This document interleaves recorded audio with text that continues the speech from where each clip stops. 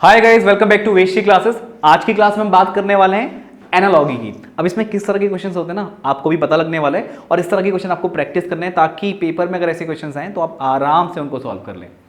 तो ये रहा आपका पहला सवाल और इसमें क्या दिया है आपको, स्वप्न वास्तविकता। जिस तरह से स्वप्न और वास्तविकता एक दूसरे से रिलेटेड है, उसी तरह झूठ किसके साथ आएगा या किसके साथ वो रिलेटेड है, ये आपको बताना है। चार ऑप्शन आपके पास है। तो देखिए, स्वप्न है और वास्तविकता है। सपना देखना और कोई चीज वास्तविकता में होना, ये दोनों ही क्या है, एक दूसरे के अपोजिट है। ठीक है, तो इसी तरह आपको देखना है कि झूठ के अपोजिट क्या है, झूठ के ही अपोजिट क्या है, ये आपको पता करना है। तो झूठ के अपोजिट क्या आएगा आपका, सत्य। करेक्ट, सच बोलना झूठ बोलना एक दूसरे के अपोजिट है। उसी तरह आपका स्वप्न और वास्तविकता, ये दोनों क्या है, एक दूसरे के अपोजिट हैं। ठीक है, आई होप आप ये समझ रहे होंगे। तो इस तरह से आपको चीजों को रिलेट करना है। अगला प्रश्न, इसे देखिए, चिकित्सक उपचार। जिस तरह से चिकित्सक उपचार से रिलेटेड है, उसी तरह न्यायाधीश किससे रिलेटेड होगा, चिकित्सक का काम है उपचार करना। तो जज का काम क्या होता है कि सही और गलत का निर्णय लेना और अपना निर्णय देना। तो यहां पे जो न्यायाधीश के साथ बहस बैठेगा वो क्या बैठेगा, निर्णय। बस इस तरह से आपको सोचना है, यही आपकी क्या एनालॉजी है। और काफी अच्छे क्वेश्चंस हैं इसमें और यही पेपर में पूछे जाते हैं। तो बस थोड़ा सा आपकी प्रैक्टिस अच्छी होगी, जितना ज्यादा आप क्वेश्चंस करेंगे आपको उतना अच्छा आइडिया होगा और आपके क्वेश्चन सही होने की प्रोबेबिलिटी क्या होगी, बढ़ जाएगी। आगे बढ़ते हैं, नेक्स्ट वाले क्वेश्चन की बात करते हैं। अब देखिए, अगर आप डीएलएड की प्रिपरेशन कर रहे हैं, जैसे आपको पता है कि टाइम बहुत कम है, तो आप वेशी classes app Google play store से डाउनलोड कर सकते हैं और वहां से अपना कोर्स को परचेस कर सकते हैं। ठीक है, आगे बढ़ते हैं। अब ये रहा आपका सवाल अगला वाला।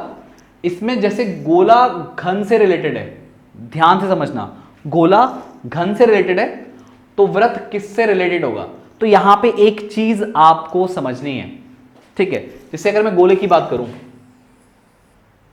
ये एक्चुअली 3D फिगर है और जो घन है ये भी 3D फिगर है। करेक्ट, तो जो गोला है ये घन से रिलेटेड है। तो अगर मैं सिर्फ सर्कल लूं तो वो किससे रिलेटेड होगा, सर्कल जो एक 2D फिगर है। यानी गोला अगर 2D में देखोगे ना यार, मतलब जो मैं अभी बना रहा हूं ना, ये 2D में बना रहा हूं। जो ये बोर्ड है, व्हाइट बोर्ड, ये 2D है, लेकिन एक्चुअल में गोला और ये जो घन है ये क्या है, 3D फिगर है। तो अगर इसका मैं 2D देखूं तो सर्कल बनेगा और इसका 2D क्या होगा, वो बनेगा वर्ग। तो व्रत किससे रिलेटेड होगा, वो आपका वर्ग से रिलेटेड होगा। ये काफी अच्छा सवाल है, तो इस तरह से आप इसको रिलेट कर सकते हैं। तो इसका पहला वाला जो आंसर है, यानी ऑप्शन ए, वो इसका राइट आंसर है। ठीक है गाइस, आगे बढ़ते हैं, नेक्स्ट वाले क्वेश्चन की बात करते हैं। इसे देखिए, चेन्नई तमिलनाडु, तो बताओ देहरादून किससे रिलेटेड है। आई होप काफी बच्चों को देखते ही आंसर आ गया होगा, क्योंकि चेन्नई क्या है, ये आपका राजधानी है किसकी, तमिलनाडु की। तमिलनाडु क्या है, स्टेट है, तो चेन्नई उसकी कैपिटल है। In the same way Dehradun किसकी राजधानी होगी, तो ऑप्शन देखिए, उत्तरांचल, झारखंड, छत्तीसगढ़, उत्तर प्रदेश। तो यहां पे जो राइट आंसर है वो क्या आपका, उत्तरांचल, जो कि आप उत्तराखंड बोलते हो यहां पे आज की डेट में। ठीक है, तो यहां पे क्या आएगा, उत्तरांचल आएगा। आगे बढ़ते हैं, नेक्स्ट वाले क्वेश्चन की बात करते हैं। ये रहा आपका अगला सवाल, मोर भारत, तो रीच किससे रिलेटेड होगा। मोर क्या है, राष्ट्रीय पक्षी है भारत का। इसी तरह रीच किसका राष्ट्रीय पक्षी होगा, कौन से देश का होगा, अमेरिका, इंग्लैंड, ऑस्ट्रेलिया, रूस। अगर आपको पता है तो आपका आंसर आ गया, नहीं पता है तो आप इसको नहीं कर पाओगे। तो इसमें थोड़ा सा ये आपका पार्ट जीके वाले पोर्शन में चला जाता है, तो उसका आइडिया आपको होना चाहिए, तभी आप इस क्वेश्चन को कर पाएंगे, अदरवाइज उसको नहीं कर पाएंगे आप। तो यहां पे जो रीच है वो है रूस का। ठीक है, बस इतना आपको बताना चाहिए। अगर थोड़ा सा आइडिया है तो आप कर सकते हो, नहीं तो आपको इसके लिए नॉलेज चाहिए। जितना अच्छा पढ़ते होगे, जितनी अच्छी आपकी जीके होगी, उतना बेस्ट आप आंसर यहाँ पे कर पाओगे। अदरवाइज ये क्वेश्चन आपसे होगा ही नहीं। बेस्ट आंसर तो तभी कर पाओगे जब आपको पता होगा, अदरवाइज अगर नहीं आता तो नहीं हो पाएगा। तो इस तरह की चीज़ों में ये चीज़ आपको ध्यान में रखनी है कि अगर आपका जीके का क्वेश्चन है तो थोड़ी बहुत अगर आपको जीके की नॉलेज है तो आप ऐसे क्वेश्चन कर सकते हैं, अदरवाइज वो आपका क्वेश्चन छूट जाएगा। तो यहाँ पे मैंने जो यहाँ पे क्वेश्चंस दिए आप लोगों के लिए, वो थोड़ा इस तरह से लिए हैं कि थोड़ा सा इसमें अगर आपको जीके का नॉलेज है तो आपके क्वेश्चंस हो जाएंगे, वरना वो क्वेश्चन आप छोड़ सकते हो एग्जाम में। और अगर क्वेश्चन छूटता है एग्जाम में तो सोच लो वो कितना नेगेटिव पॉइंट है। तो सिर्फ एनालॉजी में ऐसे क्वेश्चन ही नहीं है कि सिर्फ आपको बेसिक क्वेश्चन देखने को मिलेंगे, लेकिन हाँ कुछ क्वेश्चन ऐसे मिलेंगे जिसमें थोड़ा सा आपको नॉलेज होना जरूरी है। ठीक है, मैंने कुछ ज़्यादा बोल दिया बट कोई नहीं, आगे बढ़ते हैं, नेक्स्ट वाले क्वेश्चन की बात करते हैं। अब ये रहा अगला सवाल, ये बहुत ही बेसिक क्वेश्चन है। ताजमहल भारत, तो पिरामिड कहाँ पे भाई, मतलब ताजमहल भारत में, तो पिरामिड कौन से देश में मिलेंगे आपको, तो ये मिस्र में मिलेंगे। तो इसमें कोई सोचने वाली बात नहीं है, बहुत ही आसान सा सवाल है। आगे बढ़ते हैं, ये रहा अगला सवाल। पैमाना लंबाई, पैमाना क्या करता है, लंबाई को मेजर करता है। सिस्मोग्राफ किसको मेजर करता है, सुना होगा आप लोगों ने, नॉर्मल जीके है, भूकंप को। ठीक है, तो काफी आसान सवाल है। आगे बढ़ते हैं, अब बात करते हैं अगले क्वेश्चन की। तो ये क्या आपका दमा, फेफड़े, कंजक्टिव वायरस, ये आपका किससे रिलेटेड है आपको बताना है। ठीक है, तो जो दमा है ये फेफड़ों से रिलेटेड प्रॉब्लम है, दमा जो है वो फेफड़े से रिलेटेड प्रॉब्लम है। इसी तरह आपको बताना है जो कंजक्टिव वायरस है, सॉरी वायरस, जो कंजक्टिव वायरस है ये आपका किस बीमारी से रिलेटेड है, यानी किस चीज की बीमारी है, कौन से पार्ट की बीमारी है। तो यहां पे आंखें, रुधिर, हड्डियां और दांत, तो यहां पे जो आपका राइट आंसर है वो क्या है, दांत। ठीक है, आगे बढ़ते हैं। अगला क्वेश्चन है आपका संचरणीय रोग, मलेरिया और असंचरणीय रोग ये किससे है।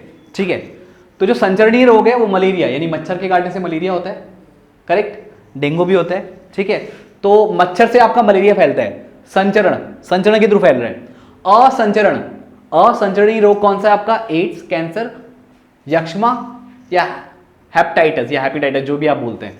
तो यहां पे जो असंचरणीय है वो है आपका कैंसर, ये किसी के संचरण से नहीं फैलता। ठीक है, आगे बढ़ते हैं।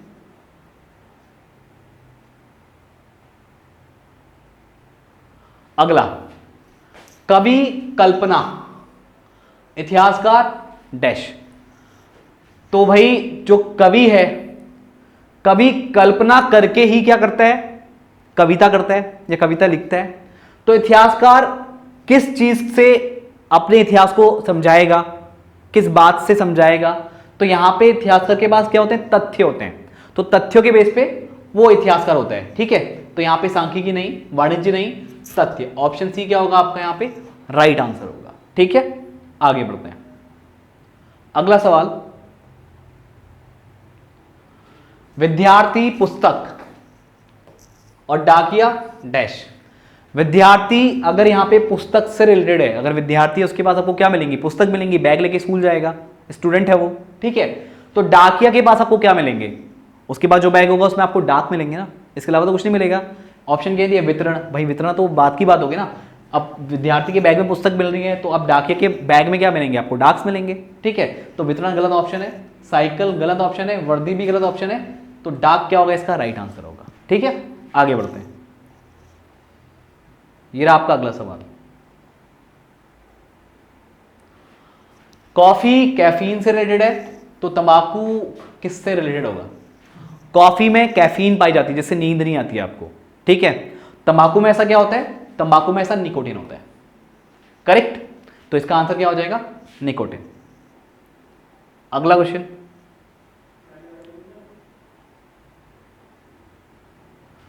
England, Europe. इंग्लैंड एक कंट्री है, यूरोप एक कॉन्टिनेंट है। तो जो इंग्लैंड है वो यूरोप वाले कॉन्टिनेंट में आता है, तो आपको बताना है जो भारत है वो कौन से कॉन्टिनेंट के अंदर आएगा। तो भारत आता है आपका एशिया में, तो एशिया कॉन्टिनेंट। ठीक है, तो ऑप्शन ए आपका क्या हो जाएगा, राइट आंसर हो जाएगा। आगे बढ़ते हैं। अगला क्वेश्चन, निरक्षरता शिक्षा।